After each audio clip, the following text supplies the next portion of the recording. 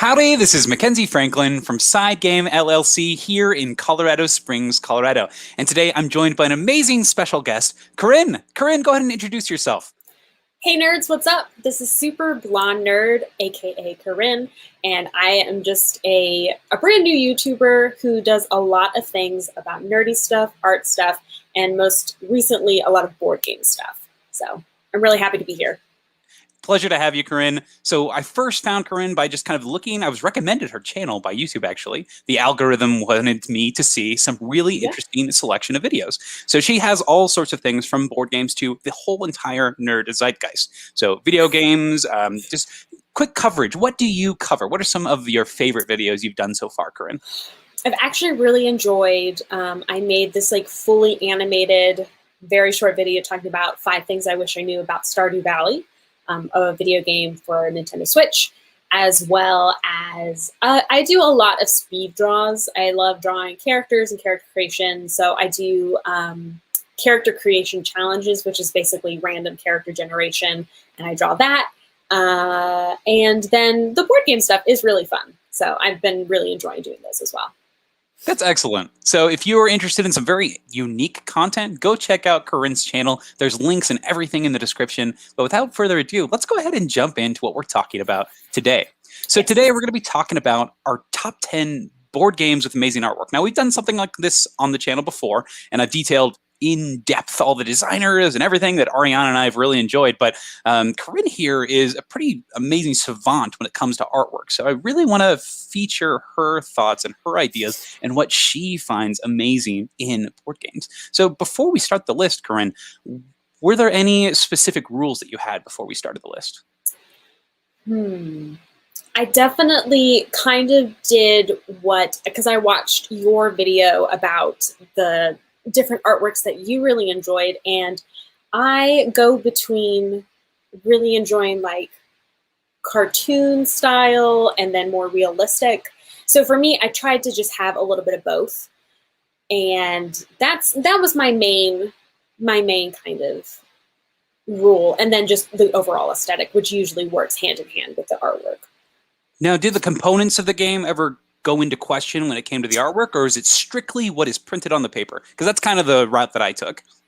True. I mean, I am a sucker for any type of really nice like 3D elements, like the ones that you guys had mentioned, Everdell, like all of those elements, and I've actually done an overview as well on my channel.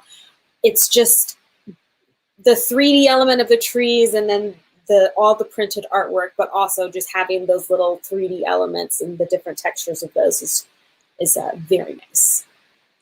That totally makes sense. All right. So without further ado, Corrinne, I'm going to have you start us off. What is your number 5? We're going to be doing a 5 and 5, so let's go ahead and start off. Okay. So I did Bargain Quest. Have you ever played Bargain Quest? I have played Bargain Quest pretty recently, actually. So the artwork is by Victoria Ying, and I just love the fact that every board you basically get to choose kind of what your store is going to look like, and the different type. I believe also you get a different type of like shopkeeper look that it goes hand in hand for what you want to do, and then as well as just the creative character designs, because the whole premise of this game is that you are a shopkeeper and you get all different, basically D&D travelers coming in, different archers, knights, magicians, warlocks, all that sort of thing, coming into your board game, and so, or coming into your shop, and you're trying to sell them different magical items, and so every card is just super detailed, and you really see like a personality in each of the characters. And so I just really thought that the overall design and look of these, because again, I love character creation.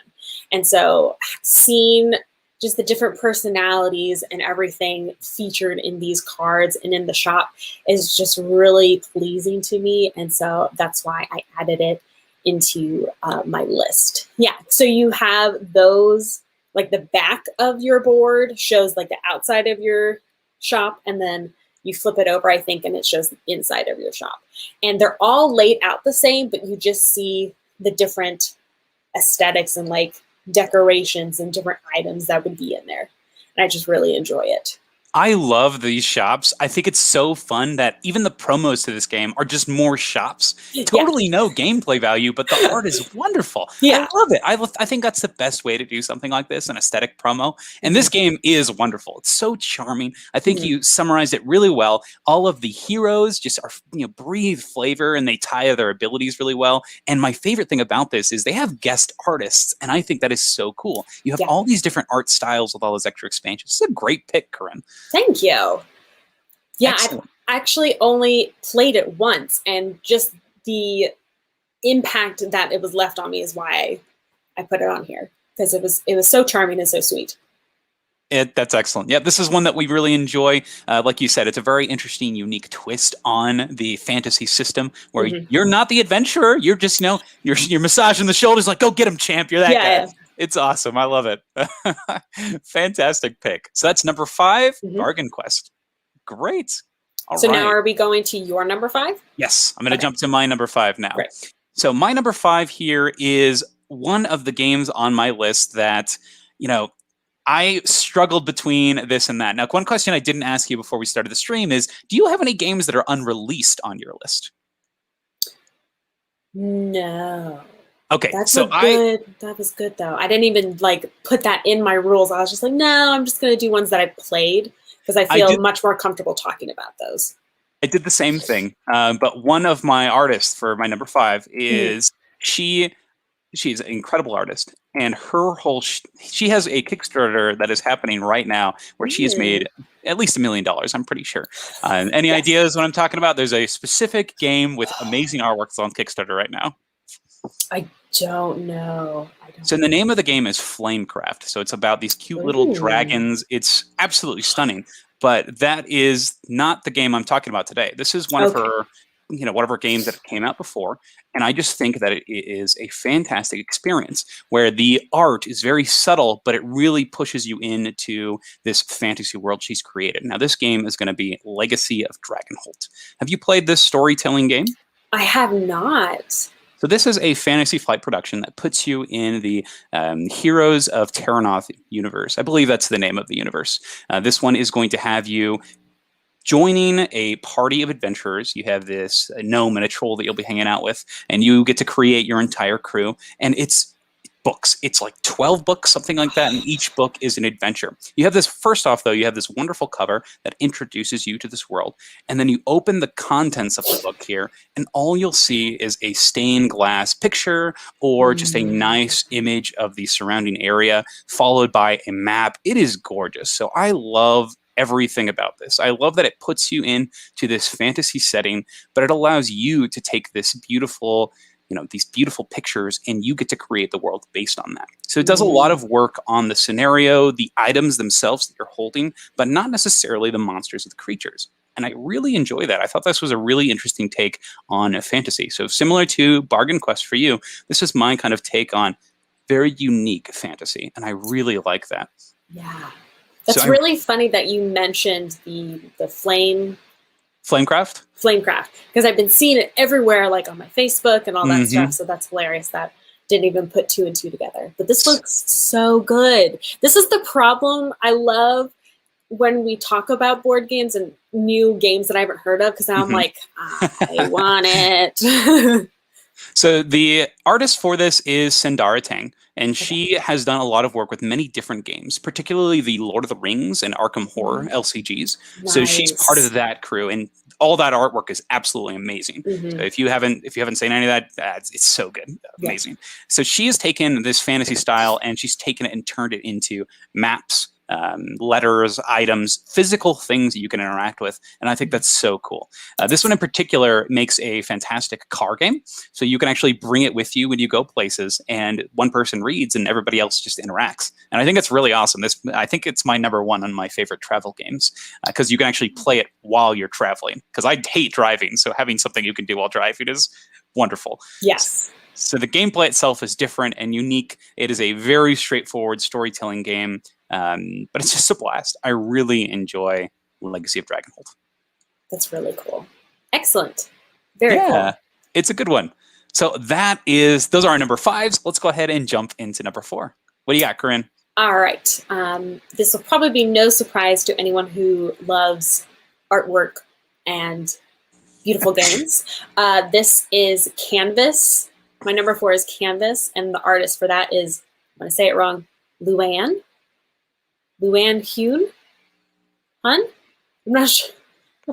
But yes, Canvas is a game all about artwork and making your own art, and you have all of these. It's probably one of the most unique games I've played, where you have all of these very thin film sheets with artwork that has been painted on, and it's different elements that you can stack on top of each other to make specific prompts or a specific artwork that will help achieve your goals in the game. It's probably the best way I can put that. But all of the different pieces and layers and each individual artwork is just beautiful, and like seeing all of the different combinations that people come up with and you come up with like is so nice and so pretty. And so that's why I added it to the list, because it's just all about artwork and it's so beautiful. So the card crafting system here, I think, is really interesting. You see this in games like Mystic Vale, Edge of Darkness, but I think this one is really unique because you are creating a piece of artwork. You're not just looking at well, obviously, if you're looking gameplay-wise, you probably are just looking for stats and symbols, but the thing that you create is something unique and interesting, and I think that's amazing. So this is really interesting. So what is it that sets this card crafting system apart, aside from the aesthetics?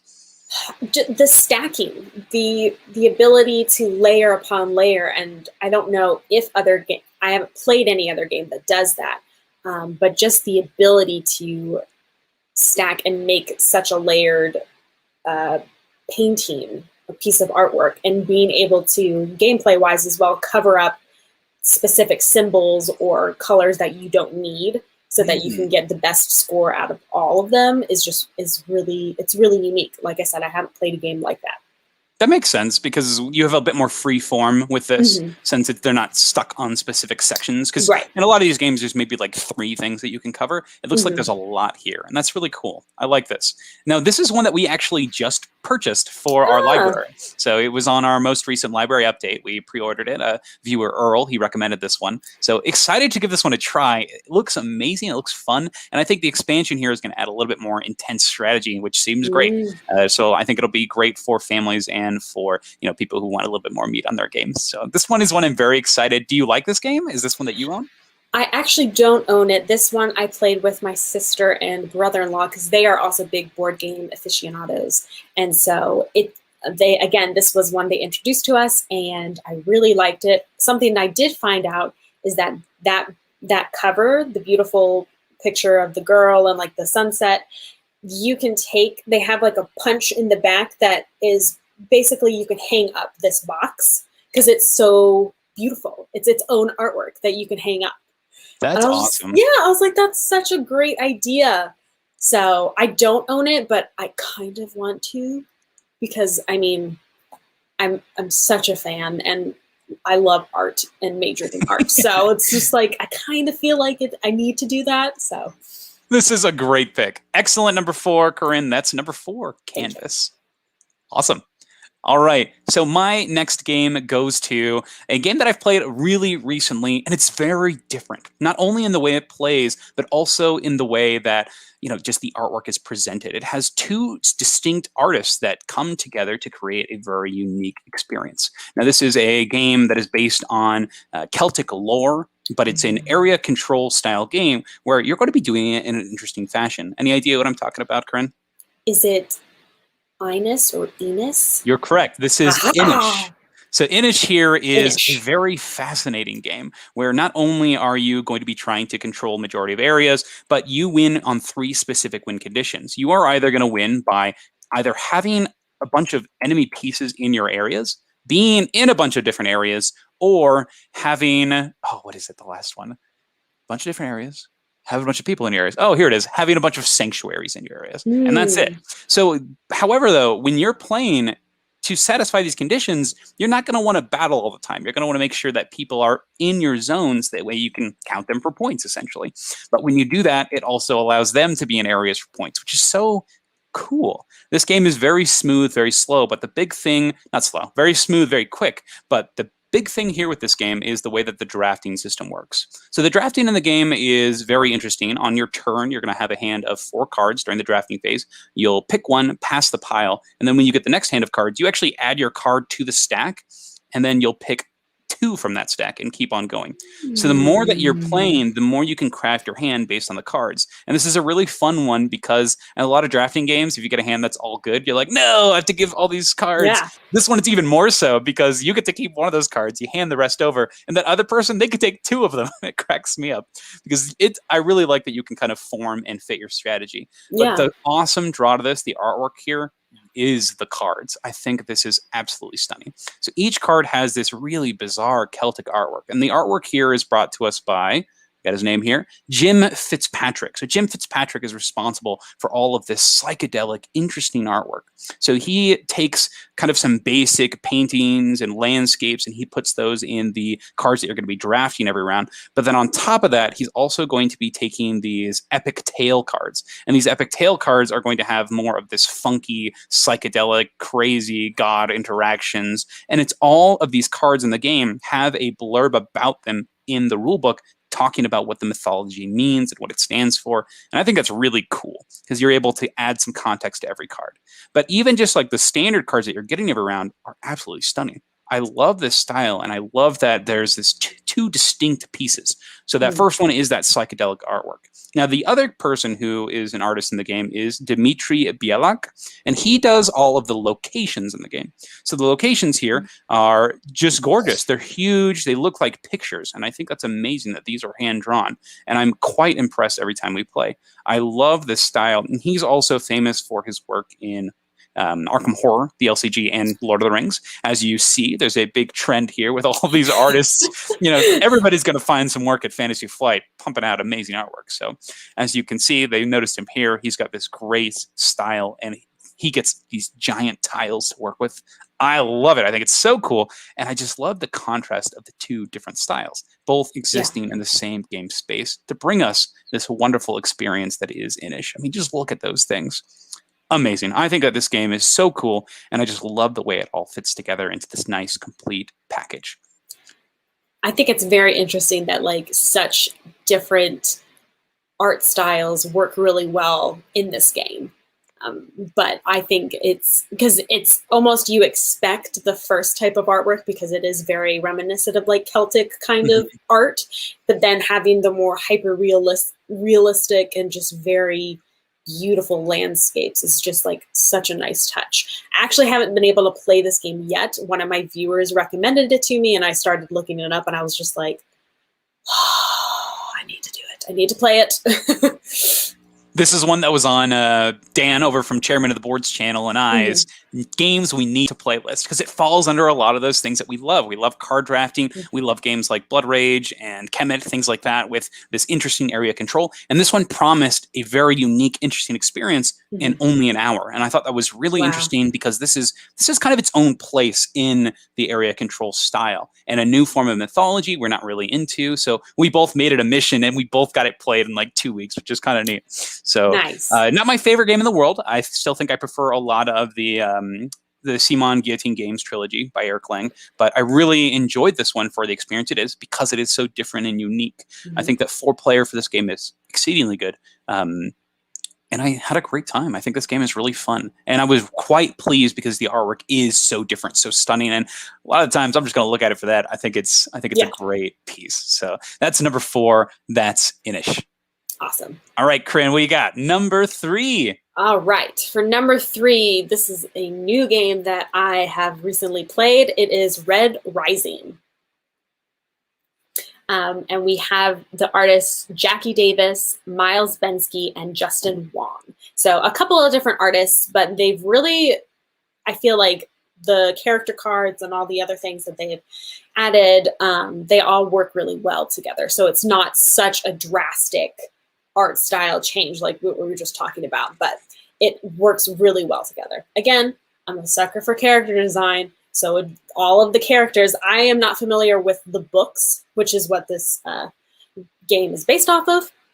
And it's not like extremely into the lore of the books or anything like that, but just enough of a flavor. If you are a fan of the books, you'd be like, oh, they have this character and all the dynamics in different factions. So it's, first of all, the cover. You can just see the cover is beautiful, and the almost rainbow, it's really nice, and all of the character cards are really well done. This is definitely more in the style, I would say, more cartoonish, more artistic, but it's still really nice and really pleasing. It's not overly cartoony. The colors are vibrant. That's part of the actual gameplay, is that there are so many different colored, each card that is a different color is like a different type, and they can work together to like add bonuses, or if you have like a red card, if you have like a gold in another card, I think it's like minus points, and vice versa, because there's certain factions that are against each other, all that kind of thing. So it's a very fun card drafting kind of game, and you have, again, just looking at all of the different characters and just seeing the way that they have designed them is just really, really nice. I've really enjoyed just looking at this game as we play it. I totally agree with you. I think the artwork is stand out the best part of this game. It is gorgeous. Now, I'm very familiar with you, very similarly to you. I have not dived into the Red Rising universe. I've maybe read the first couple of chapters of the books, tried to get into it, give it my fair shake, right? Sure. But I have a lot of friends that love this series, and they say that the artwork and the way that the powers work together are extremely thematic, and that really brings the enjoyment level of the game for them really high. So I think that's kind of cool that they're able to put kind of that like little thematic injection into each of these cards, and I love the artwork personally. Mm-hmm. I love how big the cards are. I love Yes. how in the deluxe edition you have that extra foil flare on the gold cards. Oh my gosh, this game is really pretty. I totally agree with you. I think this is a great choice for artwork. Mm-hmm. Yeah. Anything else stick out for you here? I mean, again, they just have a little bit of 3D element with the, I think it's helium that you collect. And so it's just that pretty standard jewel, I would say, now that you see in a lot of games. It's a very standard jewel kind of piece. But it's something nice to grab. Same with, I cannot think of that icon. It has the pyramid of the wings. The sovereign token. The sovereign token, yes. That gives you extra points. You have a die to roll, and then they do have like some nice cardboard pieces for whatever faction that you decide to do. So it's just a little bit of those elements. Just makes it that nice. Ooh, I see that these people have like trays, which is really nice. So those also come in that deluxe edition. The card we just have the standard one. Oh, this one, they do not come with these. These are from Board Game Geek, I think, actually. Okay. Those are supplemental. My bad. Yeah. Not those. All good. But apparently they do have some in the deluxe edition? Yes, they have little card trays. They're okay. They fall down quite a lot. We put some sticky tack in ours with some weights just to keep them from falling. Nice. But it works. It works. Mm-hmm. But yeah. I do think this is a great choice. And one thing really quick before we move on. Sure. You mentioned that there were multiple artists working on this one? That's what I saw through Board Game Geek, which was Jackie Davis, Miles Bensky, and Justin Wong. That's so cool, because you're totally right. I think the artwork is pretty seamless throughout. Like, it looks like it's all from that same universe. That's really cool. I really like that, how they're able to, I guess, is it mimicry, or how do you think they achieve this? Either I'm wrong and like one person was the artist for maybe the characters, and then the other people are more of like the graphics and like the color choices, or I would say it's mimicry, or they found artists who have just similar enough style that it could seamlessly work well. And especially because there are so many different factions and color choices, if the art is a little bit off, as long as like the same artist worked on that one color scheme, I think that would just make it seem more unified, because then you're like, okay, all of these characters look the same and they're similar enough to another color that it's not off-putting or being like, wow, these are really different looking. Yeah, there's a new game that's coming out that's like a mix between I think it's like I forget what it's called, but it's dreams and you have like you're playing in reality and there's also a Mhm. time where you can like observe someone's mind. I know Vincent Mm. Dutrait is half of that team, but the other Mm. character has a very different art style, and the way that they're combining is one person does the real world stuff and the other person does the dream stuff.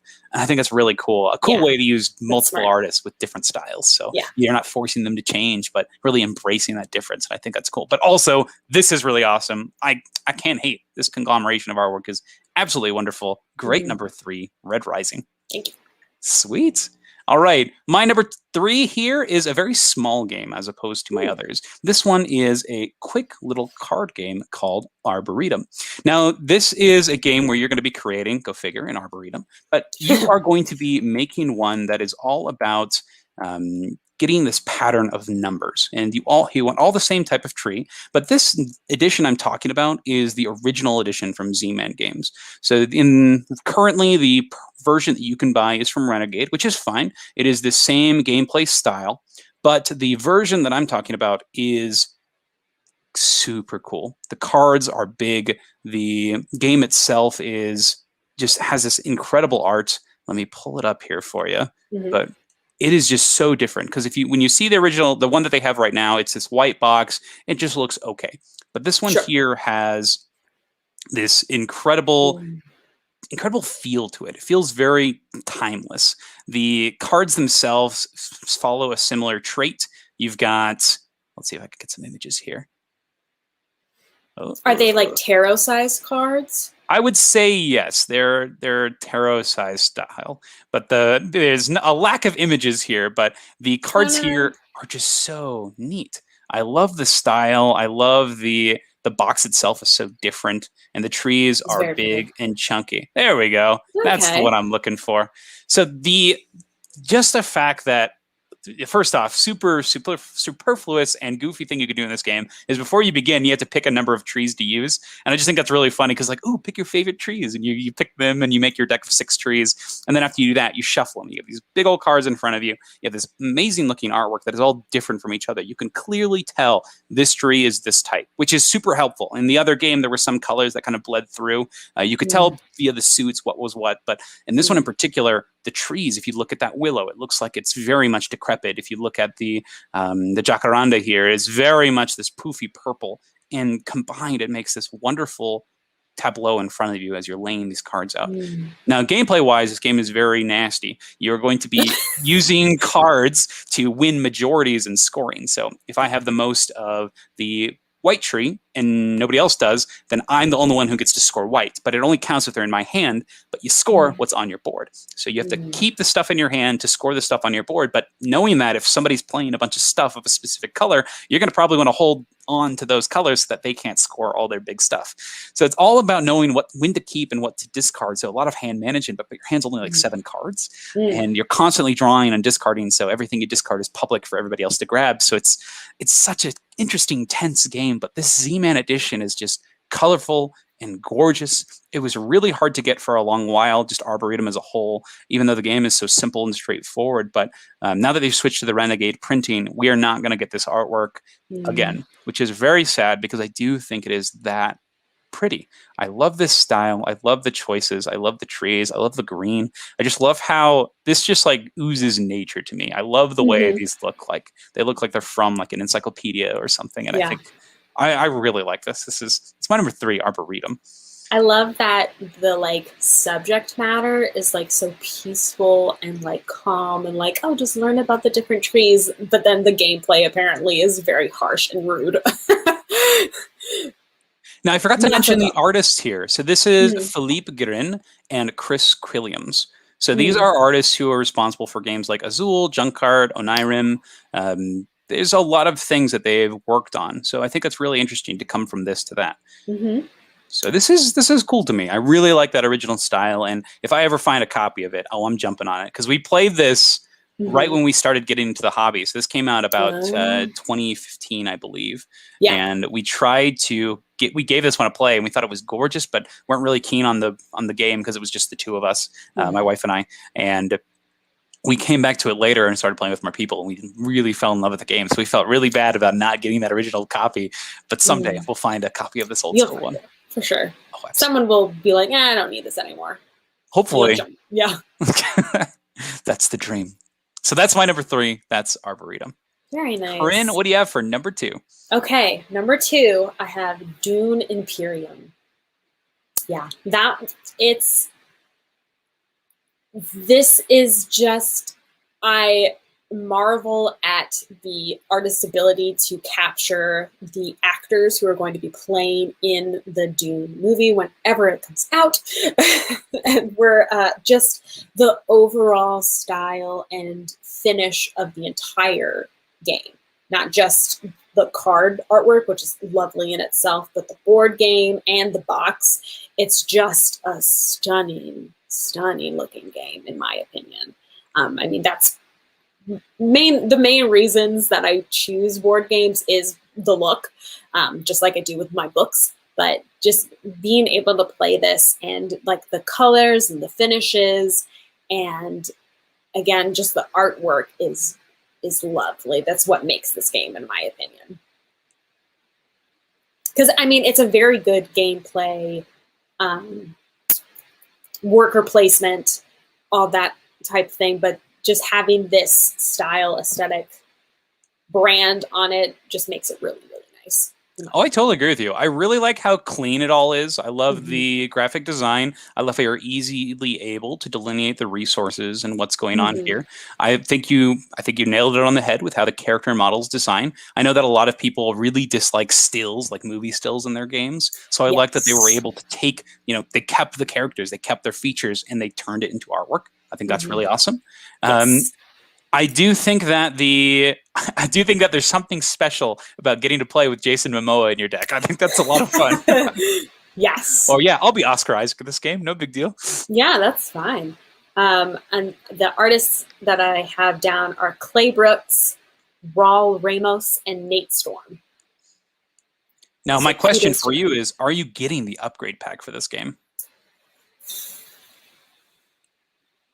So again, this is a game that our very close friends have. So I think we would get whatever so this is, the upgrade is just like separate. It's like an expansion, or is it like a second edition kind of? It's neither. It's like a miniatures pack. So you buy this extra pack, and all it does is it changes out the cubes for people, changes out your workers for people, changes the tongue to like a metal coin, gets you some sleeves for the game. It's just increases the components from wood to plastic, basically. Absolutely. Probably then, because we have done that with Root. Root has the little plastic, like the keeps for the Woodland Alliance, and then the different, just having those 3D components is so nice. There they are here. This is the deluxe upgrade pack. Oh, so you've got the different. Great. Also, those are the alliance markers and the mentats. Those will be on the board, so that way you can physically see what it is. And then your agents are all going to be unique to you. So there's some cool things. I think it's definitely not needed. The cubes work just fine because these are basically glorified cubes and tokens. But I think for the epic grand scale of this, I think it could be fun. I think it's neat, and I like that it's totally optional, which is really cool. Yes, you don't have to get it. Yeah. It's really nice to have those upgrades if you feel comfortable spending that, and like that's what you want to do, because then that adds a component. Again, art major talking here, like you get to paint your miniatures, you get to have those, like the metallic coin, like just the 3D nice stuff. It's so nice. I agree. Now I have a question for you, Corrinne. Do you paint your miniatures? So this is kind of like a spoiler / preview for all my viewers, but I'm hoping to have a miniature kind of lesson, and that will be a video for my channel, learning to paint miniatures, because I have a good friend of mine who is very good at painting his miniatures, and so I don't have that expertise, and I know that there is like a certain method that they use. They go like from the base to doing kind of your shadows and highlights, and then they put on the color. That's what I've seen from certain miniatures. So I am not an expert in that. So, but I want to paint my miniatures. Yes. Gotcha. So painting miniatures is something that I've kind of forayed into a little bit, particularly during lockdown. We had a lot of time, so Absolutely. did the whole shebang, tried to do the best I could. I found this really helpful user on Board Game Geek who kind of went through the steps and process, gave it a try.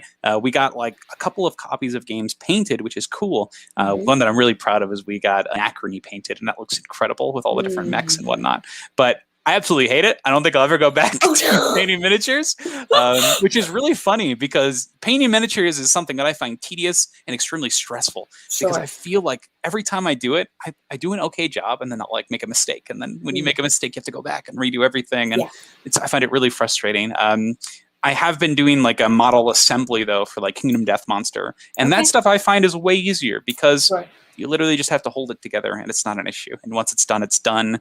Right. So I don't know. It's very interesting the differences here and like what I'm comfortable with and what I'm not. And just painting it's stressful and time consuming, and it's not something that I want to ever go back to. I will say that those that I know do paint miniatures, obviously, if they get bigger models, they're like, "Oh, this is so much easier." But it's to each their own of what people enjoy and find really fun. Like I've just gotten into embroidery. And that is something that I've really enjoyed because I have tried knitting, I have tried crocheting, and for me, I cannot, for the life of me, get it. It's really hard and frustrating, and so I'm just like, but with embroidery, it's basically coloring with string, and doing it that way, and that to me, I love coloring, so it's just like, it's another form of that, and it's really nice. And again, satisfactory, and you have like a texture and stuff. So it's just, but other people I'm sure would be like, oh, I hate it. Like, or you're poking yourself or your hands get tired afterwards. So it just depends. That's really interesting. I never thought of it like that. So that's really cool. My grandma was very into embroidery. So that's fun. I like that you're enjoying it. I'm glad you found something cool in that craft world. That's awesome. Yes. Yeah. Excellent. So let's go ahead and jump to my number 2. And this is going to be I think it's the biggest game on this list. This is going to be Tainted Grail. So Tainted Grail is this large, epic campaign game from Awaken Realms that has you playing as a loser. You're basically a loser. You're going to be there's these giant heroes that you've sent from your village to go and save the day, and they all died. So it's your job to have to go out and, find out what happened to them, as well as uncover the mysteries of Avalon and the land that you're populating. Game is very creepy, very dreary. You start in this rundown village, but every area you go to is going to be filled with wonderful artwork, extremely interesting stories, and the creatures that roam the land are terrifying. Now, I'm not going to show any spoilers here, but the game itself has you playing on these large tarot-sized cards. You interact with the card, you flip it over, and you'll get to see the secrets behind it. But it's all this very straightforward artwork, and I really like how big the cards are because sometimes you're just going to like notice something on the card, but nothing's ever like hidden. And back in Seventh Continent, that was something that kind of edged me a little bit, was every card you had to like analyze for clues and stuff, and it felt like it kind of slowed the game down. In this one, yes, there is art on here, but it's purely aesthetic most of the time. Sometimes a clue, but usually it was pretty overt what it is. But the art in this game, I think, is some of the best. It introduces this terrifying vibe to it. Oh man, I forget what these are called. The menhirs. The menhirs here are terrifying. They're so cool. These giant statues that offer you protection from the outside weirdness. But it's so interesting. And as you're playing, you're going to see those menhirs on the artwork, and you're going to see them populating the area. The game itself comes with an art book that just kind of details and shows off everything that's going on. I really think this one is extremely interesting. And from the world itself to the character design, I really like the different people that you can choose. We have, I think it's Bjor and Yele. You have lots of different choices. I played as, I forget the guy already, but the farmer. He had this giant scythe, and he was not having it. Yeah. And down from the characters to the actual cards that the characters are using. Whenever you do a test or a combat or anything in this game, it's all based on the cards that you're using. And you'll lay these cards down as kind of a pattern system, and you're trying to match symbols. And the cards themselves are very unique to the different kind of style of character you are. You may be a The farmer has lots of things that he'll do with his scythe, and so you could get a lot of cool combos. Which characters did you play? Have you played this one, Corrinne? We started the campaign. I think I was Bayor. You were Bayor. Yeah. What did you think of Bayor's cards? He is. I'm gonna find some here. He's like one of them. I mean, they're all tragic characters, honestly. Yes. But he's definitely dark, and because he has this isn't like really a spoiler. It's just part of his character. He has like a cursed area, like a wound. There's also like kind of gross stuff. So it's definitely like a dark and gritty kind of feel to it. So I feel like his was definitely on the darker side because of like he's already like cursed, kind of affected by the weirdness probably. So this was the character that I was playing, Arev, and he is crazy, very similar to you. He's absolutely cursed, and you'll see this in a letter that all of them get when you start the game, kind of like what their background is. But I love how their story unfolds. So the writing itself is really awesome. I think that's probably my favorite part, especially because it has really good narration on the app. I really enjoy going through there. But the characters are just so unique, so different. I love how they all have their own specific play style down to the different cards. And the other cool thing is the cards themselves, there's two different types of cards. You can either get these combat cards, which you'll use on fights, naturally, or you can have diplomatic cards. Something might come up. Maybe a person is on trial, or maybe you have to tuck your way out of a terrible thing, and you're going to have to do your best with the cards that you're dealt in order to mitigate these disasters. And eventually you're going to run out of those cards, and you may have to deal with the consequences. So I really like all the different things that can occur in this game. The world building is great, and I think it really does pull you in. As you can see, some of the miniatures here are absolutely terrifying as well. I think they did a great job on just bringing out this nasty world, but it's very interesting and one that I do want to continue exploring. Have you finished the first campaign yet? I have not. No, I'm really excited to get back into it. It's just it's like D&D, trying to meet up with everyone and everyone be on the same schedule so that we can get through the campaign is hard. Campaigns can definitely be challenging. I do like that the solo mode for this game is so straightforward. So I think it does work extremely well. Do you play solo games at all?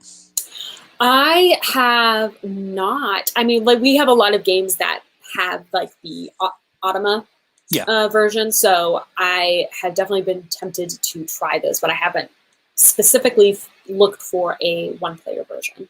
Gotcha. Gotcha. I think that it does a good job. You're managing your own stuff. It also can be a little challenging though, because it's just your cards, right? Right. Yeah. So it's a little bit different, but I do like the pacing of this. So you are missing a little bit with that interaction and cooperation with the card play, but it's still a great adventure, especially with great storytelling like this. You can sit there and enjoy it, which is cool. So that's my number 2, Tainted Grail. Anything to add before we move on?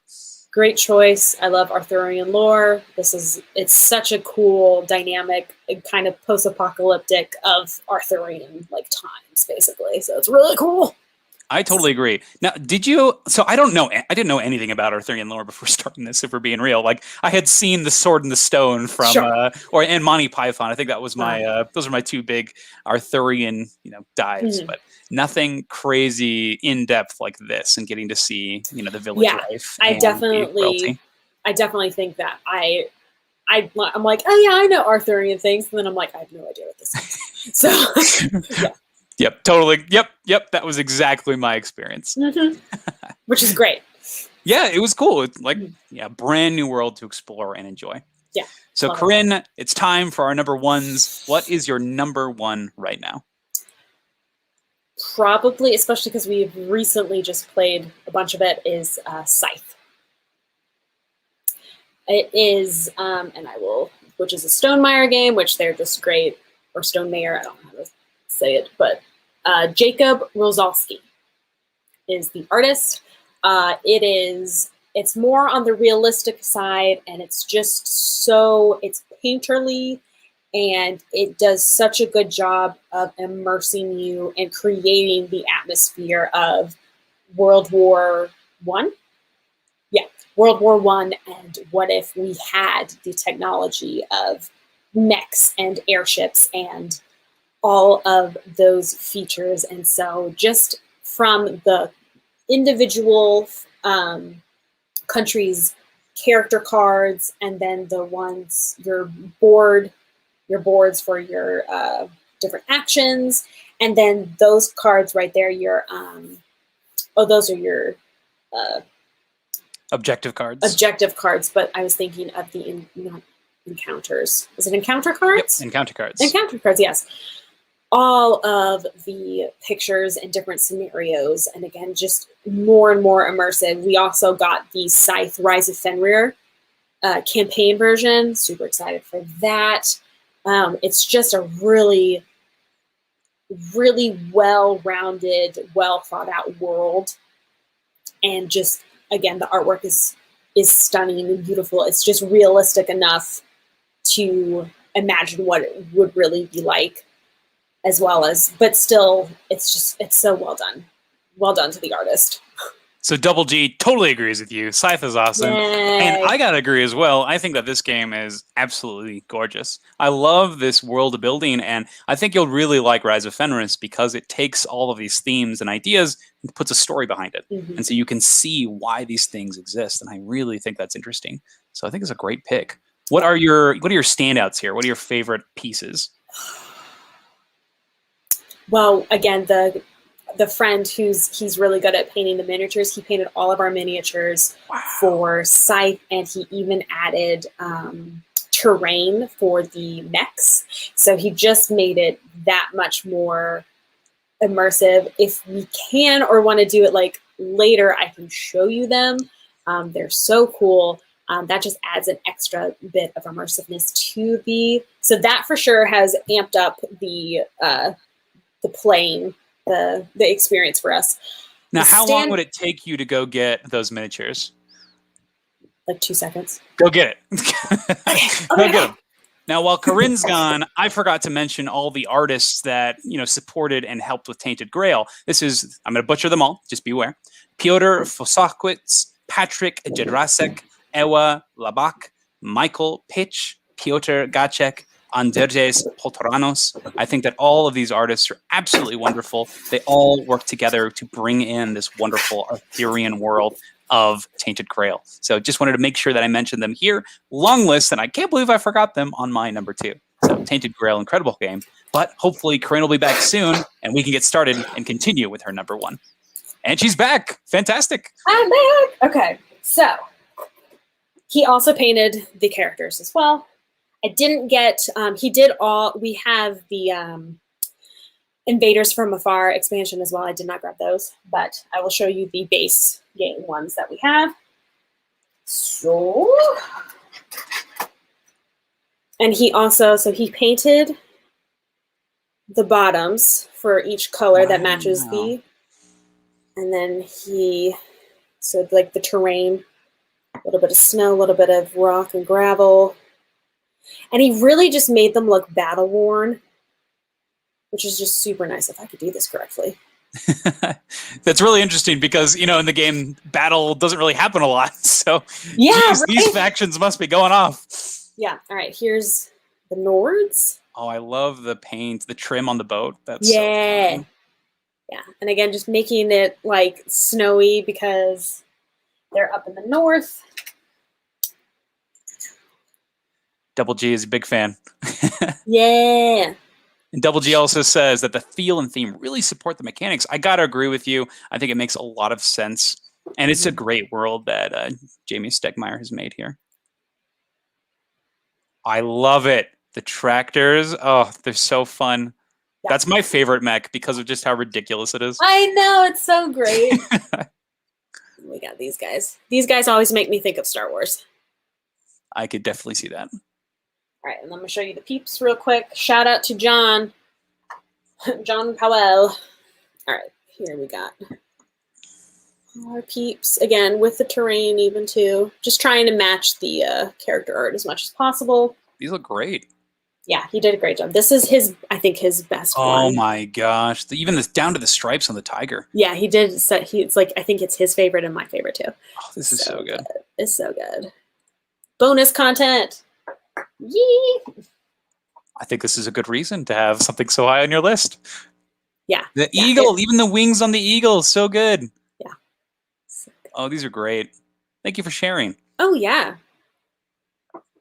And again, this is what makes the game just that a little bit more immersive. We got our boy here, a buffalo.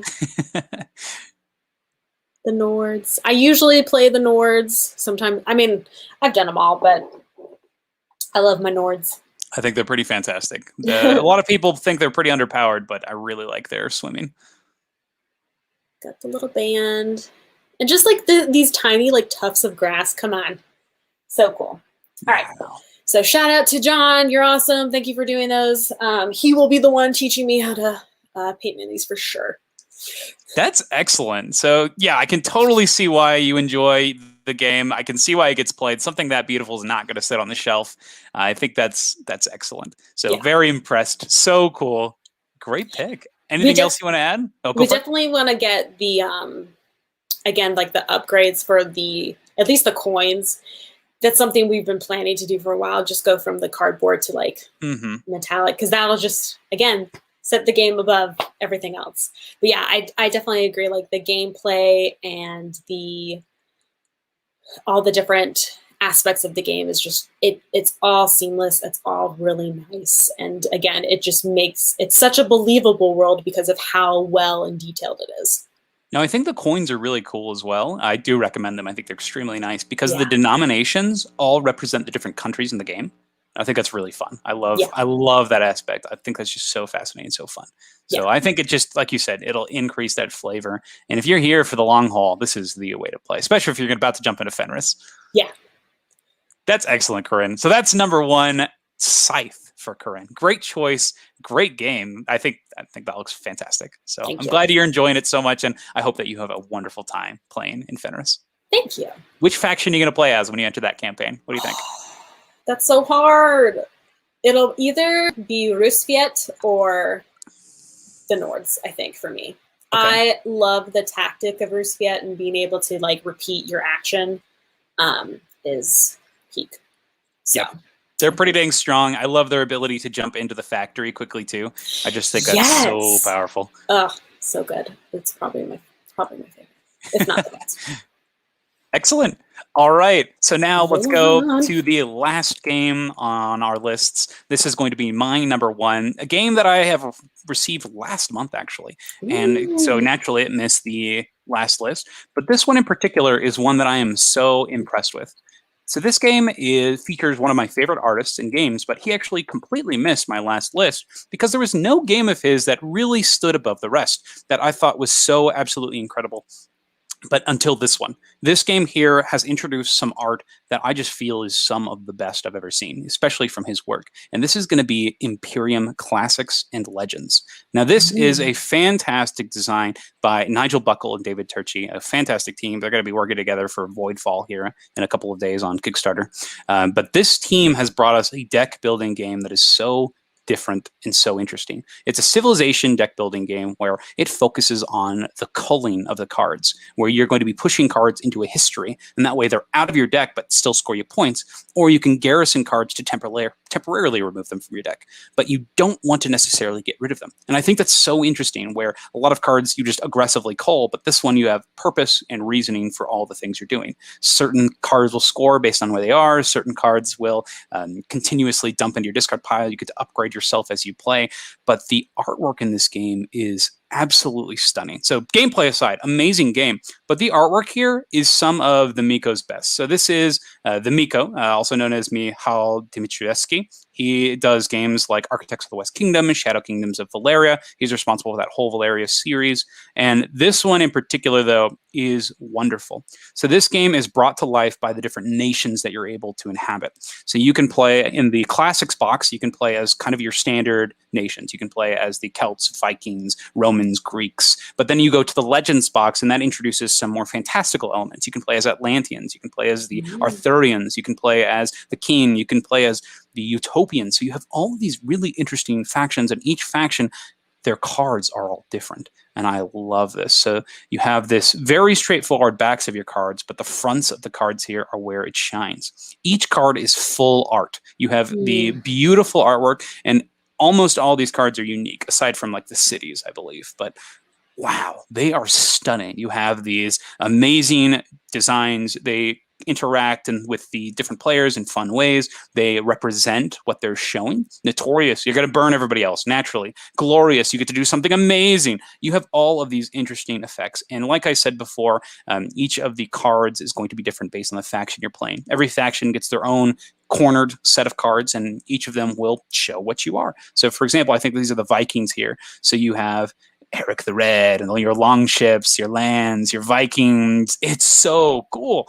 I love the flavor that just oozes from each of these characters. I love the beautiful comparison between not only landscapes, but also the people that make up this world. I think that this is his best work, in my opinion. Now, he's done a lot of stuff outside of board gaming for things like Lord of the Rings, and he did a couple of artworks for Dune, and I think those are incredible. I had them as phone and wallpapers for a long time. But these, he has been able to capture that wonderful world building and put it into a game, and I just think that's amazing. So I love everything he's done with it, from his different character cards to like this is for the Celts here. I think this is so awesome. So it looks so good. I love it. He's able to focus on what makes these civilizations unique and interesting, and it really shows. And I think that it's just wonderful. So that's my number one, Imperium Classics and Imperium Legends. I just think that this is amazing, and he really had a chance to shine here with all of these different pieces of arts. So love it. And Double G agrees here. He says that he doesn't know the game, or she, I don't know who you are, Double G, but he doesn't know they don't know the game, but the art is cool and not too cartoony. And I agree with you. It really plays to, what are those called? Caricatures. It's almost like a caricature style that he's really leaning into. So I think I love this. I think it's absolutely amazing. I feel like these are panels from like a graphic novel, like a really cool graphic novel. That's what it reminds me of, just because of like the really strong black lines like around all the different characters and everything like that. But it is really nice artwork. I like it a lot. Yeah, this one is it's one that I do keep on coming back to, because I'm a huge fan of just his style in other games. There's some games that I've purchased just because it has his artwork in it. They've turned out to be duds and they've left, but I just want to be in his world and experience his artwork and see everything. This is one that I really enjoy. It has a great solo mode. I think it plays really good at 2, 3, and 1. I would not play it at 4. The downtime can get a little intense, but I do like that there's some overlapping turns, kind of like in Scythe when somebody's doing their bottom action, you can have the next person start to go, which is nice. But this game is really interesting, really unique, and I really, really like this one. I'd recommend you give it a try. It's a blast, one that I'm really liking right now. That's awesome. Anything else to add? I just want to play all these games now, Yep, Double G agrees with you. A bit of the art style of the graphic novel 300. Yes, Yep, that's a great point. That's really good. No, these are great. Yeah, no, it's really good art. I mean, this is kind of what the game looks like. It's more of it's based on the artwork. Like the mechanics of the game you can see in the cards, but the artwork is like the prominent piece. That's what makes the game. I agree. And I think it really does give each one their own unique feel. And I love that. I think it's so cool. Yeah.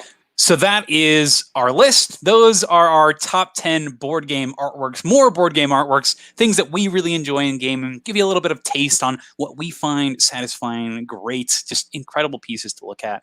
Thank you so much for being here, Corrinne. Anything to add? Any more plugs for your channel? Thank you so much for having me. This is really fun. I could do this all day, talk about games and artwork. Just plugging my channel again. I'm Super Blonde Nerd. I do everything nerdy and art related. So you can see random character design. You can see me talking about video games. You can see me talking about board games, comic books. There's a plethora of things, and I don't plan to stop anytime soon, so you guys can go check that out if you want to. And of course, if you aren't, subscribe to this guy over here. Wait, this way. SideGame LLC, because I've really enjoyed just binging his channel. So it's been really fun. Again, just the board game community is awesome, and especially right now in this time, board games are a great thing to get into. Totally agree. Now, before we do wrap up, I want to ask, were there any games that nearly missed your list?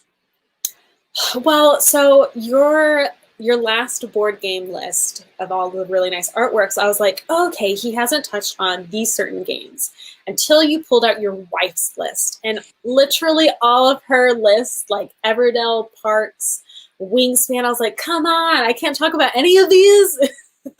I mean, all of those are just really beautiful. Like Wingspan, your tree, I can't remember what it was called, Arboretum. That one made me think of Wingspan, just like the really beautiful, detailed, almost like encyclopedia type of artwork.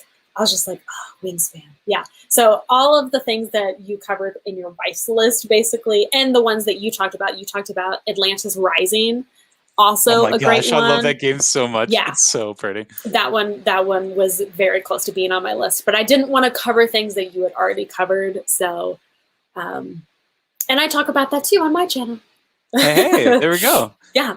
No, but yeah, Wingspan is so beautiful, and thanks to all of you who have watched my channel, and they were the ones that recommended me getting Wingspan. So, and I hope to get the expansions too, because that's just more pretty bird artwork. I recommend, if you're going to get one, I would actually start with the Oceania expansion.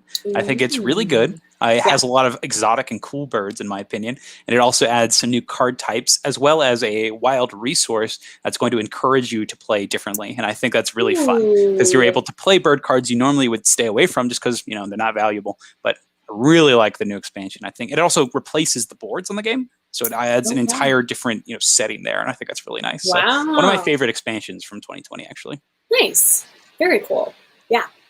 Excellent. Well, thank you so much for being here, Corrinne, and thank you for joining us on the channel. Absolute blast. We'd love to have you in future top 10 lists, or I don't know if you have any interest in, you know, we have a crowdfunding show that we do, but whatever you would like to join us in, we'd love to have you. Pleasure working with you, and thank you so much for being here. Make sure you're checking out Super Blonde Nerd's channel. Make sure you're subscribed. And what are your favorite pieces of artwork? What are the things that you love in games? What make them stand out above the rest? What are games that we didn't talk about? What are games that are not on the other list? What are games that we just need to see to believe? Thank you so much for watching Side Game Strong. Adios.